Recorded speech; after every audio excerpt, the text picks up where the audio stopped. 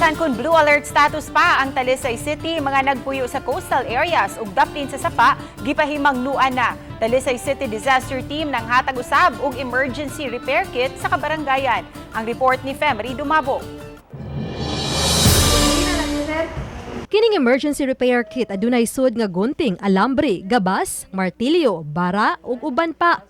Tulo ka mga bag ni ini ang giapod-apod gahapon pa sa Talisay City Disaster Risk Reduction Management Council ngadto sa 22 ka mga barangay aron mo'y daling magamit sa mga rescue operation. Andam na usab ang tanang gamit sa disaster team sama sa gidalon sa gasolina, spotlight, rescue can, life jacket, generator, mga PC, hardware ug portable nga hagdan. Ana usab kining mga oxygen tank kun adunay magkinahanglan ilabi na COVID patient. Ang atong mga barangays were instructed to coordinate with the evacuation sites if ever mapuno ang ilang gym agto sila sa school, so that is taken care of.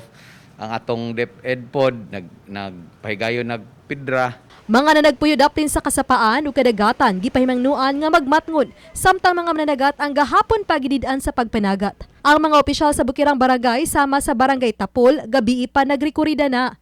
Ang mga sakop sa Action Agad Team namutol sa mga kahoy nga posibleng makahatag og peligro sa kabalayan ug kinabuhi kun masinati ang pagkusukuso sa Bagyo.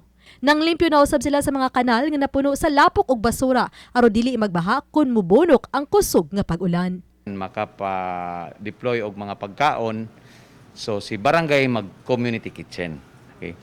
They were also instructed by the budget officer si Ed Mabunay nga they can use their quick response fund. Uban ni Godfrey Rilien, ako si Femery Dumabok. Balitang Bisdak.